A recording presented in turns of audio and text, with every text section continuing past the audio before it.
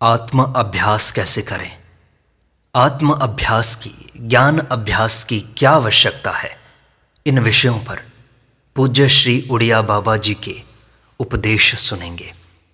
पूज्य श्री कहते हैं, अभ्यास के द्वारा चित्त को शांत करो। विषयों का चिंतन करना मन को आहार प्रदान करना है। संकल्पपुर के पदार्थों का स्मरण करने से ही पतन हो जाता है। किसी के संबंध में विचार या स्मरण करना उसका संग करना ही है। संग से वस्तु समीपता का रूप धारण कर लेती है तथा संग का त्याग करने से त्रुटियां दूर हो जाती हैं। चित्त में शुद्ध विचारों को भरो, शुभ विचारों के साथ खेल करो और उन्हीं के साथ जीवन बिताओ। सारा अभ्यास मन से संबंध रखता है। भगवत तत्व समझने के लिए मन का अभ्यास अपेक्षित है। केवल शारीरिक तप से कुछ नहीं होगा। शारीरिक तप से देह बुद्धि कम होती है और शरीर की आसक्ति में भी शिथिलता आ जाती है। इस प्रकार का अभ्यास स्थूल चित्त वालों के लिए है। वाणी का तप भी आवश्यक है। लोग प्रायः अभ्यास में वाणी की साधना भूल जाते हैं। मैं कहता हूं, केवल सत्य भाषण से ही आत्म साक्षात्कार हो सकता है, किंतु सत्य में भी सरलता निहित है। सरलता सत्य से पृथक नहीं है। आवश्यकता ऐसे अभ्यास की है जिसमें वाणी का उद्वेग न हो। जिस वाणी में कटुता है, उद्विग्नता है, चंचलता है, वह वाणी अभ्यास से रहित है। जो व्यक्ति वाणी द्वारा चित्त में विक्षोभ पैदा कर लेता है, वह सत्य के यथार्थ स्वरूप से बहुत दूर चला जाता है। इसलिए यदि किसी को समझाया जाए तो मधुर वाक्यों से ही समझाना चाहिए।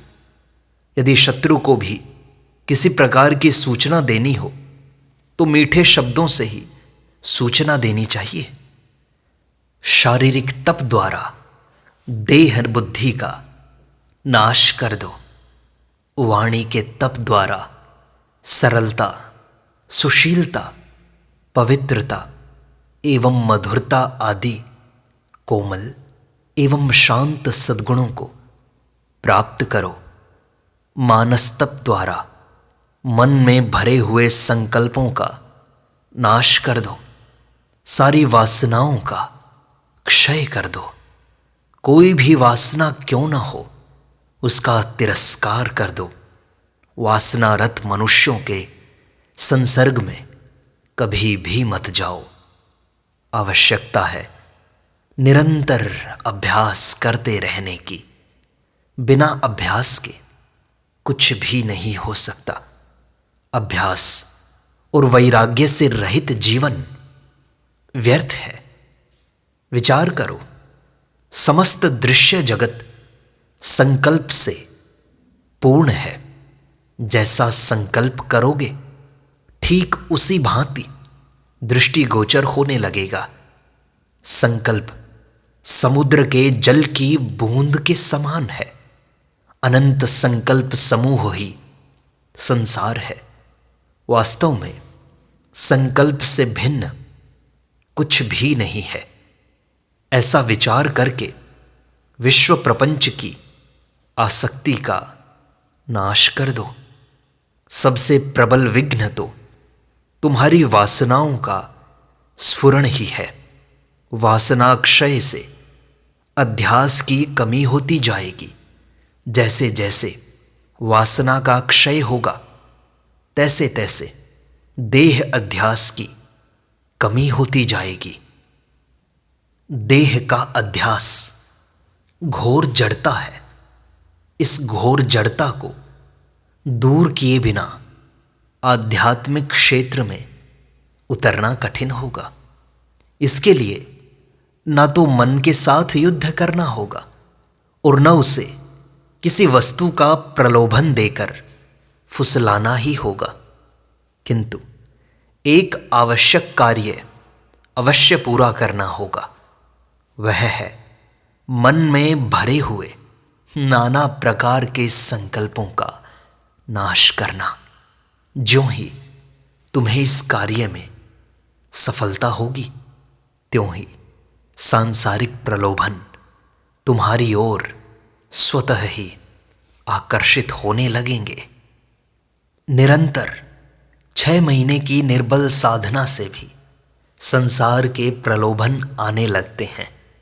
इस अवस्था में खूब सावधान रहना चाहिए। अभ्यासी से प्रथम तो पाप होते ही नहीं।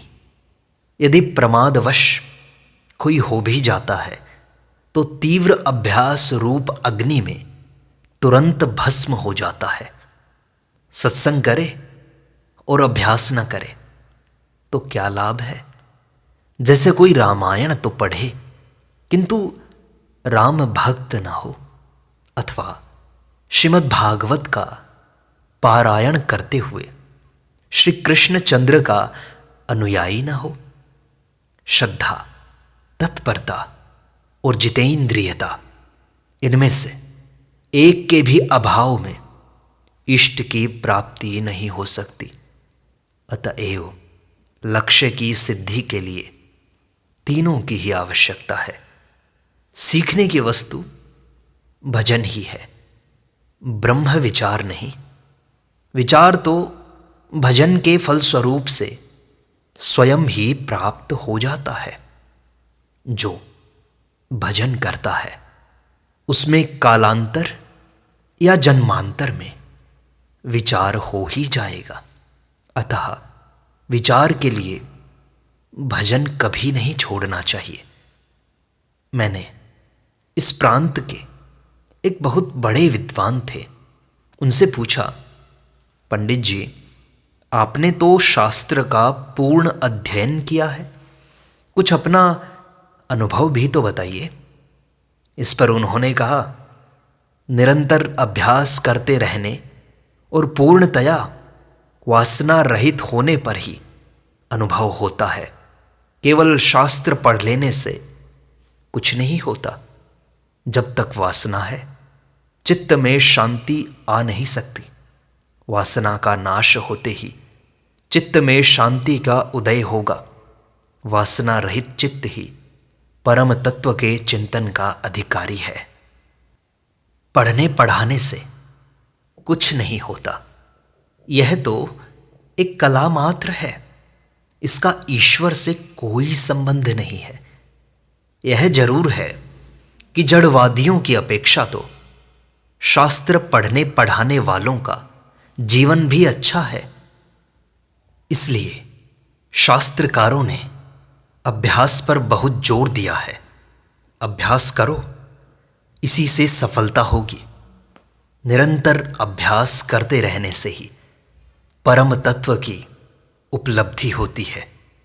वासना युक्त जीवन से अभ्यास नहीं हो सकता। अतः आवश्यकता है सबसे पहले वासना त्याग करने की। मरने के पश्चात तो कुत्ते भी शांत हो जाते हैं। हमें तो इस जीवन में ही अंतिम तत्व, अंतिम पद की प्राप्ति करनी है। अतः जीवन मुक्त होने के लिए निरंतर अभ्यास करते रहो। यह जरूर है कि तुम्हें नित्य प्रति के अभ्यास में, इस संघर्षमय नियंत्रण में कठिनाई होगी। बड़ी बड़ी असुविधाओं का सामना करना होगा और उस समय तुम्हें सावधान रहना होगा। जिज्ञासु 2 प्रकार के होते हैं, कृत उपास्ति और अकृत उपास्ति। कृत उपास्ति को ज्ञान होते ही दृढ़ हो जाता है, पर अकृत उपास्ति को दृढ़ नहीं होता। अतः उसे दृढ़ ज्ञान प्राप्त करने के लिए उपासना अवश्य करनी चाहिए। ध्यान स्थूल वस्तुओं के त्याग को कहते हैं। ईश्वर सूक्ष्म है, सूक्ष्म ही सूक्ष्म को प्राप्त कर सकता है। चित्त समाधि में जाने से सूक्ष्म हो जाता है। अतः ईश्वर प्राप्ति के लिए समाधि अवश्य करनी चाहिए। जब तक मनोराज्य हो तब तक ज्ञानी को निरंतर ब्रह्माकार वृत्ति करते रहना चाहिए। जब मनोराज्य होना बंद हो जाए तब उनका कोई कर्तव्य नहीं रहता। स्वरूप बोध हो जाने पर जगत को स्वसत्ता से अभिन्न अनुभव करें। यदि प्रपंच की भिन्न सत्ता रहेगी तो उससे असंगता और उसका अत्यंत अभाव नहीं हो सकेगा। अब उसके त्याग की आवश्यकता नहीं है। उसे स्वसत्ता से अभिन्न देखता रहे। त्याग की आवश्यकता तो उपासक को होती है, क्योंकि इष्ट आकार वृत्ति के लिए अन्य का त्याग अत्यंत आवश्यक है। संसार में प्रथम तो वैराग्य होना ही कठिन है। यदि वैराग्य हो भी गया तो कर्मकांड का छूटना कठिन है। यदि कर्मकांड से छुटकारा मिल गया तो काम क्रोध आदि से छूटकर दैवी संपत्ति प्राप्त करना कठिन है। यदि दैवी संपत्ति भी आ गई तो भी सद्गुरु का मिलना कठिन है। यदि सद्गुरु भी मिल जाए तो भी उनके वाक्य में श्रद्धा होकर ज्ञान होना कठिन है। और यदि ज्ञान भी हो जाए तो भी ब्रह्माकार वृत्ति का स्थिर रहना कठिन है। यह स्थिति तो केवल भगवत कृपा से ही होती है। इसका कोई अन्य साधन नहीं है। विषय की शक्ति महान है। यह ज्ञानी, भक्त और विद्वान में भी क्षोभ उत्पन्न कर देती है। अतः विषय चिंतन नहीं करना चाहिए। जो पुरुष इंद्रियारामी होता है उसका चित्त विषयों में आसक्त हो जाता है। अतः मैं तुम्हें सिद्धांत की बात बताता हूं।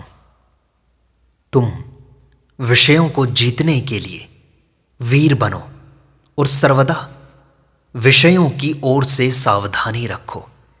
इसके लिए दो ही बातें हैं।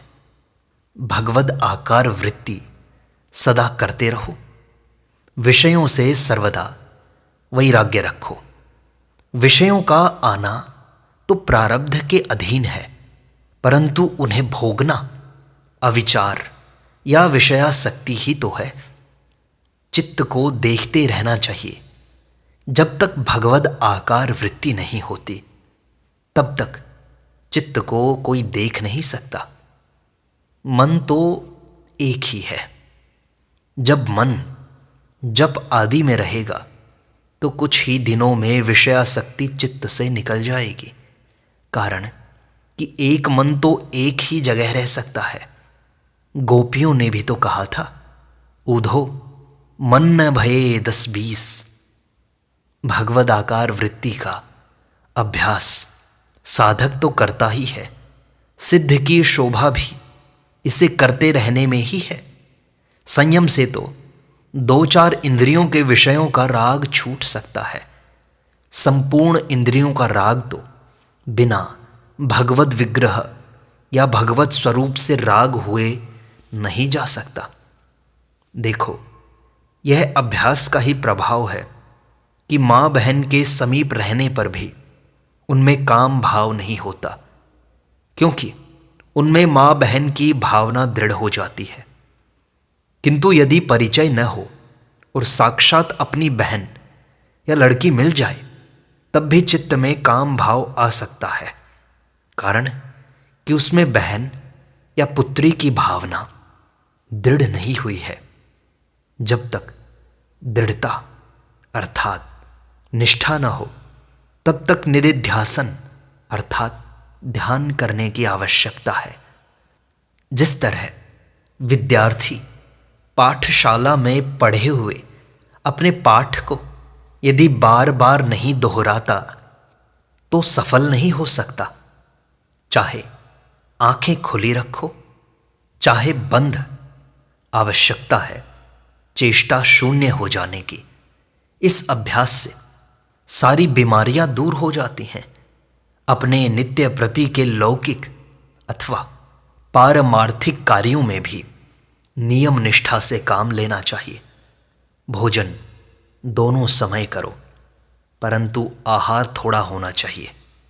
जब तक विचार का उदय नहीं होता, तब तक तो जिज्ञासु के लिए ज्ञान ही बड़ा है, किंतु ज्ञान हो जाने पर आत्मा में आसक्ति होना ही बड़ी बात है।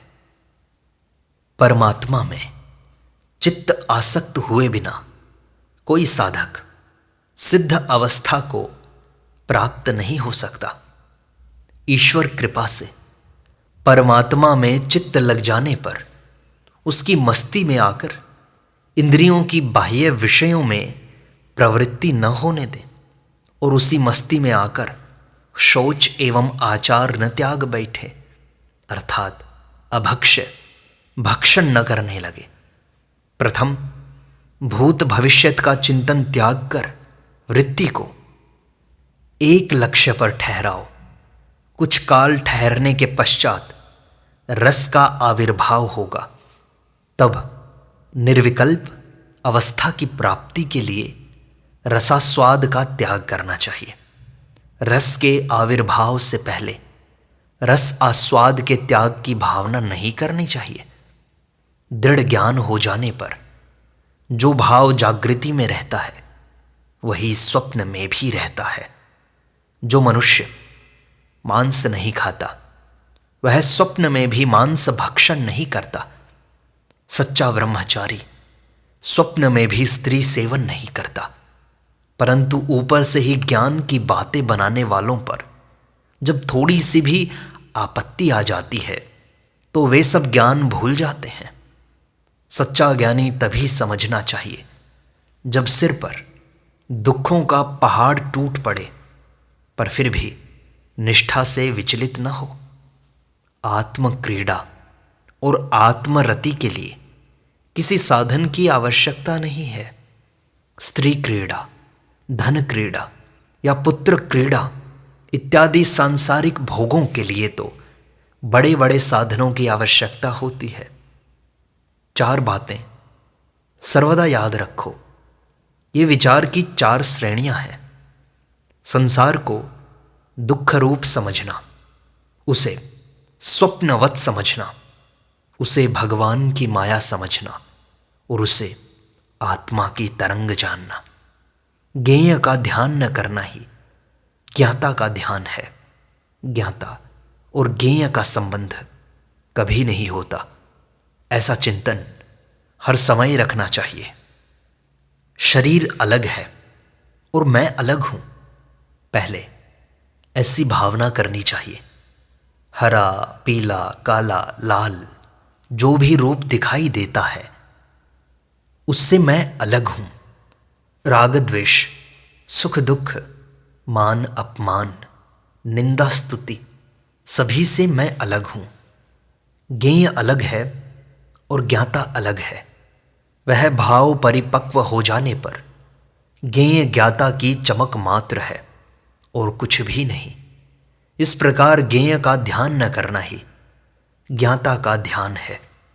ज्ञेय से ज्ञाता अलग है, ऐसा हर समय चिंतन करना चाहिए। सब ज्ञेय है, इसलिए भय, क्रोध, राग, द्वेष किसी से भी नहीं करना चाहिए। शम, दम, ध्यान, सर्वदा, त्याग, वैराग्य, इन 5 पर विशेष जोर देना चाहिए। राग और भय भगवान से हों तो ये मुक्ति के और संसार से हों तो बंधन के कारण है। भगवान परिपूर्ण है, उनसे प्रेम करने की आवश्यकता है। आनंद ज्ञान में नहीं है, प्रेम में है। किसी पुरुष को जान लेना ज्ञान है और उससे पुनः पुनः मिलना प्रेम, भक्ति या अभ्यास है। याद रखो, संसार दुख रूप है, स्वप्नवत है, माया है, आत्मा की तरंग है। आकाश में कोई वस्तु है और मैं आकाश से अलग हूं। तो आकाश में उस वस्तु के नष्ट या उत्पन्न होने पर मुझे सुख दुख क्यों होगा? यह संसार भावना से ही बना है, देह भी भावना से बना है। विपरीत भावना से इस भाव का अभाव करते रहो। प्रकृति जड़ नहीं है, उसका कार्य जड़ है, क्योंकि प्रकृति जड़ चेतन का विभाग करती है। पुरुष तो कुछ करता नहीं, इसलिए प्रकृति को जड़ नहीं कह सकते। कार्य करण कर्तृत्व हेतु प्रकृतिरुच्यते। प्रकृति कुछ भी हो, हमको उससे क्या प्रयोजन? हमें तो पुरुष को ही जानना है, उसी से हमारा प्रयोजन सिद्ध होता है। ब्रह्म विद्या से बढ़कर और कोई विद्या नहीं है, इससे बढ़कर और कोई वस्तु नहीं है। जिसके पास ब्रह्म विद्या है, उसे यदि सारा संसार अग्निमय हो जाए तो दुख नहीं होता, और सुवर्णमय हो जाए तो सुख नहीं होता।